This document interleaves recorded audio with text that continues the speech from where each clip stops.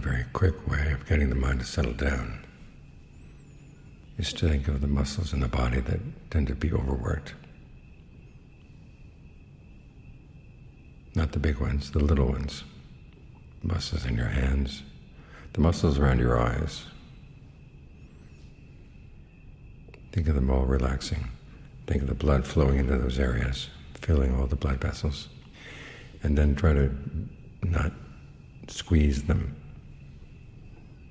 We have this tendency to squeeze the muscles of the hands, especially with the fight or flight reaction, and squeeze the muscles around the eyes when we're thinking, especially with all the screens that we watch in the course of the day, the computer screens, the tablet screens, the phone screens. Our eyes get overworked. And then we tend to use these muscles as we're thinking. I mentioned before that there are patterns of the body, patterns of tension, where you tense up a little bit as a marker for a particular thought, like a bookmark. So you can keep that thought going. A lot of those are around the eyes. So think of the eyes and the area around the eyes being fully nourished with blood, totally relaxed as you breathe in, as you breathe out. And then as you develop a sense of fullness in those parts of the body, think of that fullness spreading out. May not be as intense in other parts of the body, but think of the range of your awareness spreading. Learn how to appreciate that sense of undisturbed fullness, because there that rapture can begin. These are some of the nuts and bolts of the practice. I've been working on a transcript of the retreat I taught in France earlier in the year. It was supposed to be a retreat on desire and the path. It very quickly turned into a jhana retreat. Turns out that a lot of people have been listening to different teachings about jhana online, and they've been trying it at home. It came with a lot of questions, and a lot of the questions were nuts and bolts kinds of questions. What do you do when there's a lot of pressure in your head?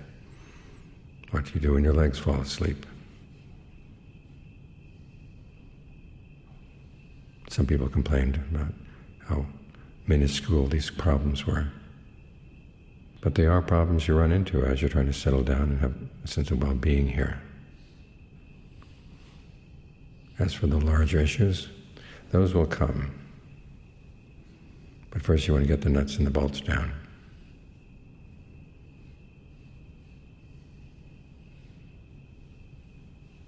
You want to get really good at this. And part of the problem, of course, you're going to find out is, what is your motivation for wanting to be good at this? The Buddha talks about people with no integrity who compare themselves with other people in the practice. And you tell yourself, well, I'll try to not compare myself with other people. But sometimes that actually gets in the way of mastering things. There's that passage in Ajahn Lee's autobiography where he's a young monk, and he and Ajahn Goma, who ordained together, had a meditation contest. It went on for days. First there was an issue about how little food they could get by on, who would eat the least amount of food. And then it was who could meditate the longest. They would alternate sitting and walking, sitting and walking. Ajahn Lee talks about one time when he was doing walking meditation late at night, and he heard this crash in the little hut where Ajahn Goma was sitting. He peeped inside, and Ajahn Goma had fallen asleep, sitting in lotus position, fallen back, his legs were up in the air. He kind of laughed to himself, but he felt, okay, I won. He said he felt sorry for Ajahn Goma, but at the same time he had that childish sense, okay, I won. Okay, that's not the most exalted motivation for practicing long hours, but it does help you get practicing for long hours. So you may worry about your motivation as you're practicing here.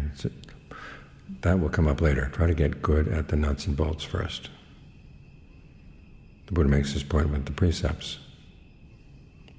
You work on the precepts, and your attitude towards them in the very beginning, maybe a fair amount of pride that you're able to hold to the precepts when other people can't. But it's only when you get to stream entry that you do not create a sense of self around the precepts. There's that fetter that associated with clinging to habits and practices. And some people interpret that as meaning, well, when you get to stream entry, then you no longer worry about rules.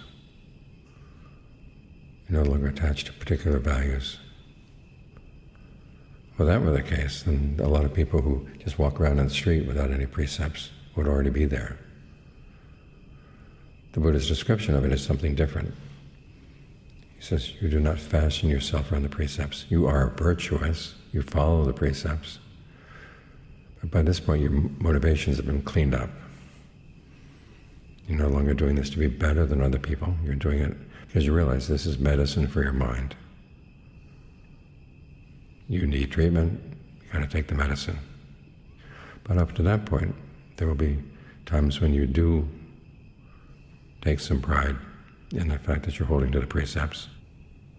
You may have a strong sense of self around them because that's how you defend yourself from your own inclinations not to observe the precepts. Think of the committee of the mind. There are lots of yous in there that used to break the precepts. They can come up with all kinds of reasons. So you, as the meditator, have to be strong. And whatever motivation you use to maintain your strength, use what you've got. Then as you get better, of course, then you get more mature in your motivation.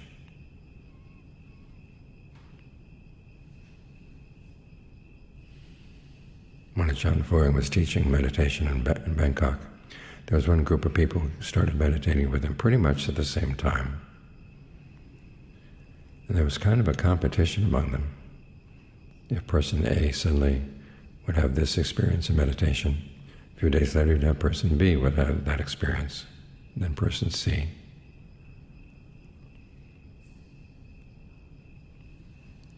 And that way they egged one another on.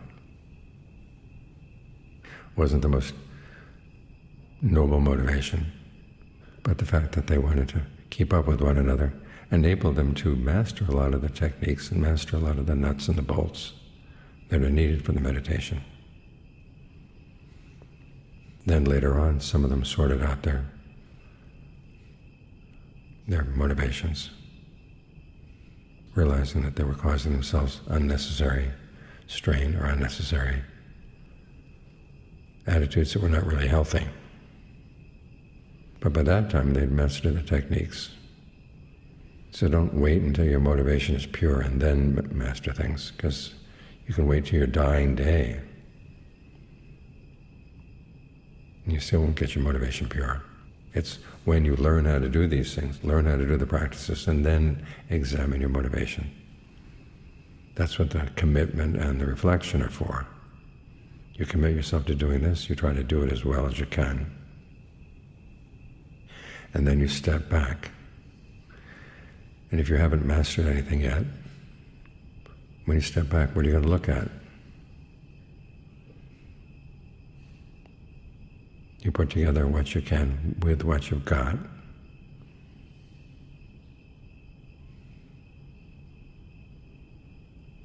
And then as you get better and better at it, then you can listen to yourself, look at yourself, and see, oh, I've got this unhealthy attitude here, or this not quite skillful attitude there, and they're actually causing trouble. You won't see the trouble until you work on the techniques.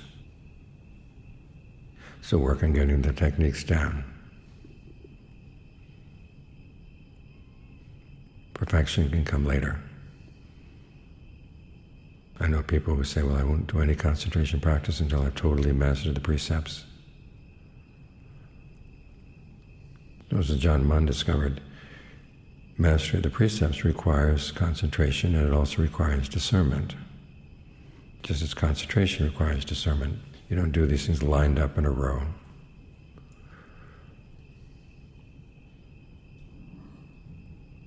because as John Mahaprabhu noted, your defilements don't come out lined up in a row. Sometimes low-level defilements come, sometimes high-level defilements come.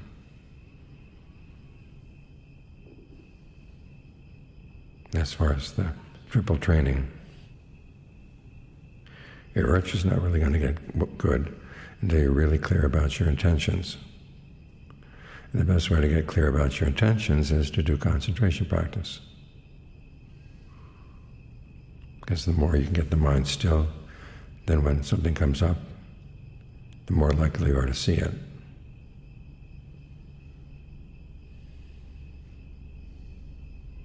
So you make use of what you've got, you make use of what you need at any particular time.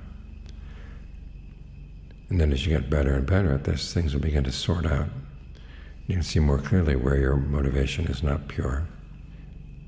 And it'll be easier to let go of it then.